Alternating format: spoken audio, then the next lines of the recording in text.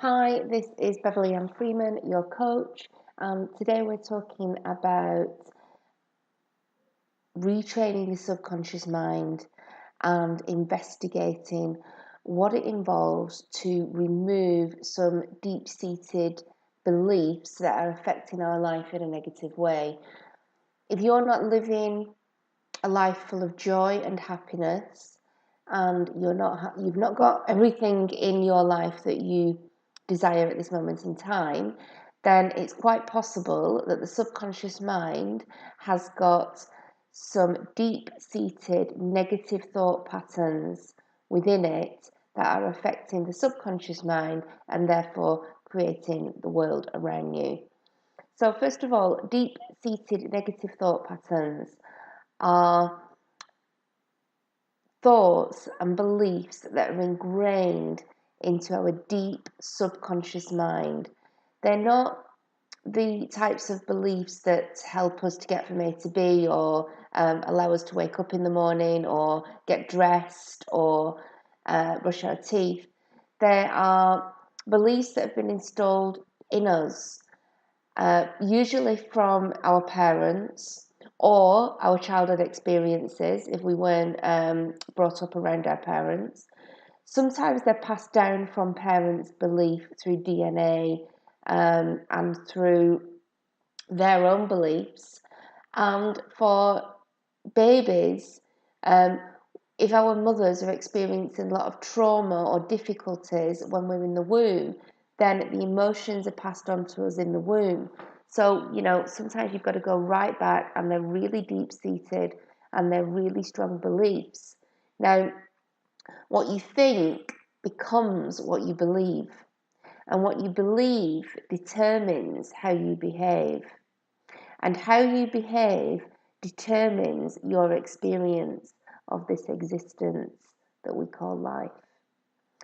And when you look at that, it is simple, but when you look at undoing that, that's when it perhaps becomes more complicated, because if you haven't got the tools and skills or even the recognition of what's going on with you, then it's very difficult to come out of those patterns. The very first thing that you do when you look at a negative thought pattern or a belief that's instilled within you is you have to acknowledge it. And the actual acknowledging it is the beginning of the healing process. Once you've acknowledged that you have a specific belief which is detrimental to your experience of life, then you can start to accept it.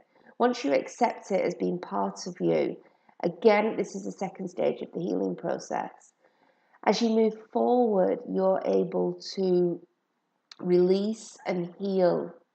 Now, the letting go of the negative thought pattern is really involved in the acknowledgement and the acceptance process. And then when you understand that these things are in your subconscious mind, that they're in your beliefs, then you're able to let them go. So just to make it more simple for you, I'm going to use an example. So for example, there's a lot of people in the world that feel that they haven't got enough money. So if you're one of those people who feel that you haven't got enough money, and that doesn't mean that you feel that you want more money, because that's different. So there's people out there who want to win the lottery and they want to have a big house and a flash car, and they want to have a supersonic job where they get loads of praise and everybody loves them for what they do. Those are a whole bag of different emotions and concepts.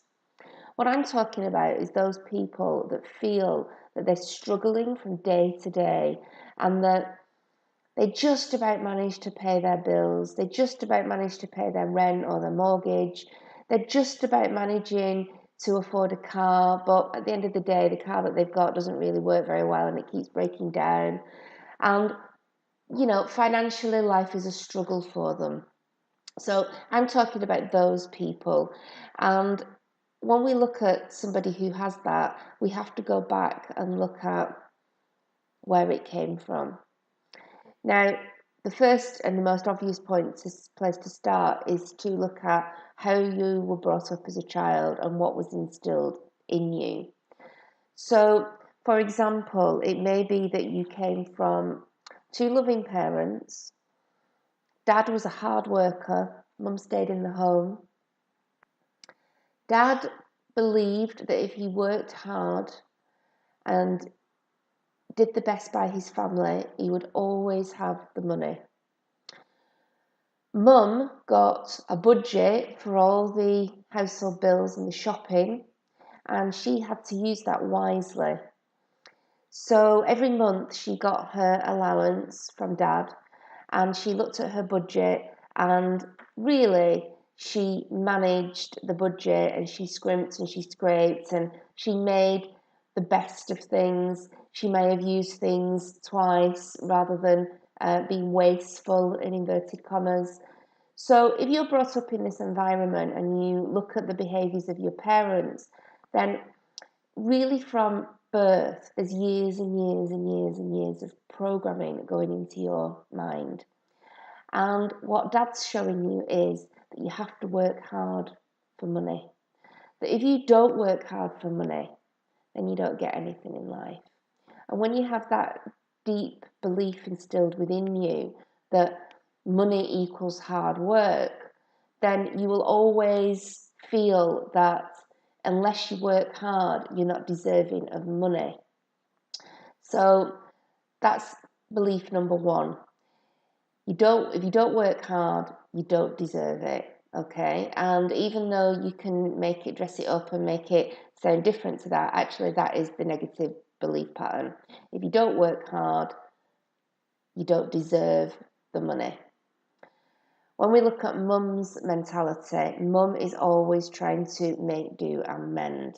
Okay, now when we make do and mend, we have a lack mentality, because the reason why we're make do and mending is because we feel that there isn't enough there and there isn't enough coming. So when you go back and you look at that, then you understand that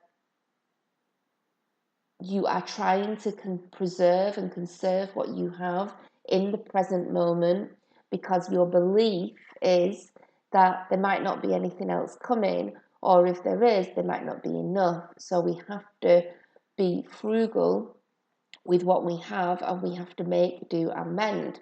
So you've got 2 belief patterns that are ingrained in you here, and from a child, from a little child, you're believing these negative thought patterns.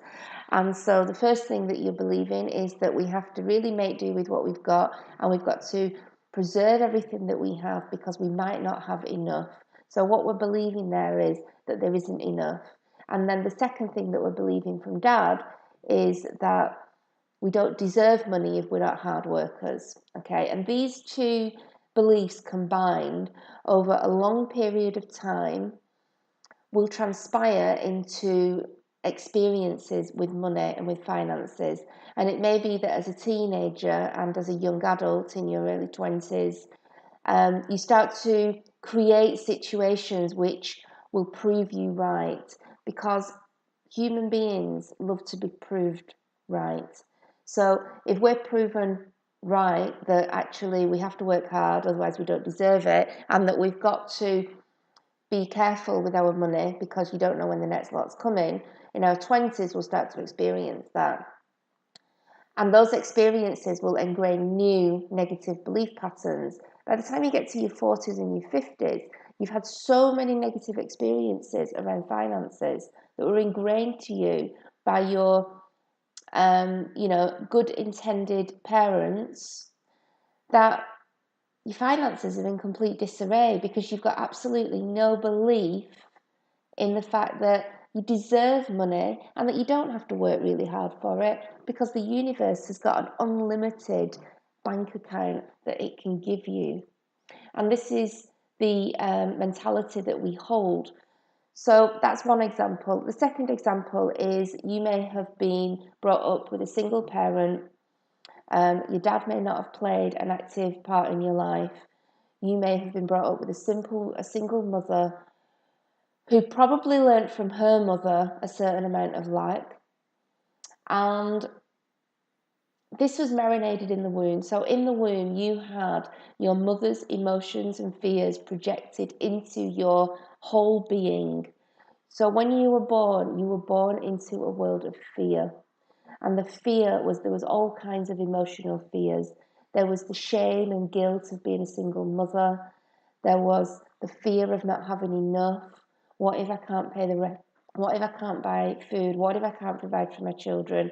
And when we are brought up in this environment, we're brought up with a whole load of negative belief patterns about money and ourselves and our emotions. And when we look at those negative belief patterns, they're creating not just financial fears, but lots of other emotional fears within our lives.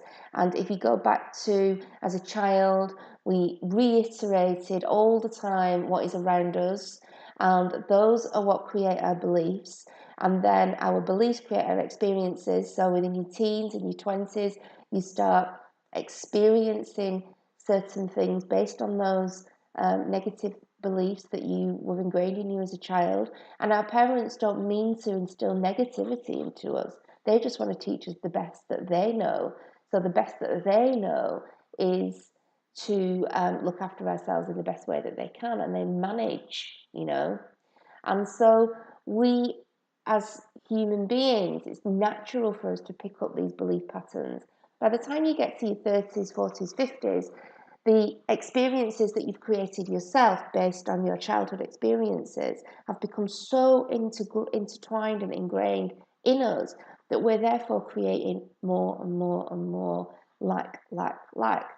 So once you understand how that works, I want you to go back and look at your own childhood and look at what those belief patterns were that were instilled in you from your parents. And like I said, it was unwittingly, and they didn't mean to give you anything negative, but unfortunately our childhood experiences determine our adult experiences. And then from that, I want you to start to look at, what your thoughts are and your beliefs towards money, for example, or whatever the issue is that you want to look at. And with that, I want you to start to, first of all, acknowledge what those are. And then I want you to accept them as a really beautiful part of yourself. And I want you to say, do you know what? This is my belief patterns. This is my experience of life. And I give love to these negative thought patterns. I give love to them. Once you give love to them, you'll find that actually fear diminishes, because fear cannot exist in a love scenario.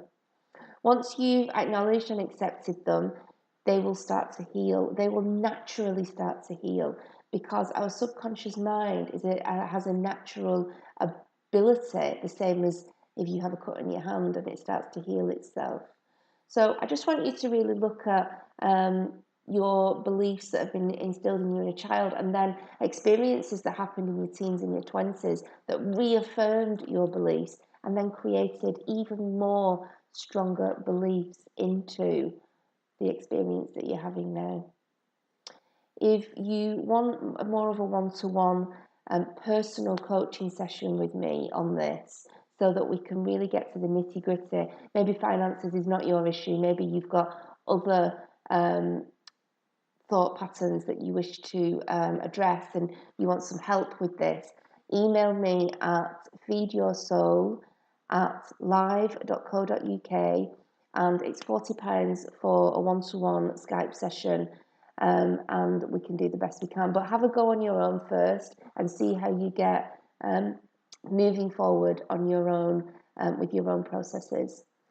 And it's been an absolute pleasure, and I hope this has been helpful to you, and good luck and namaste.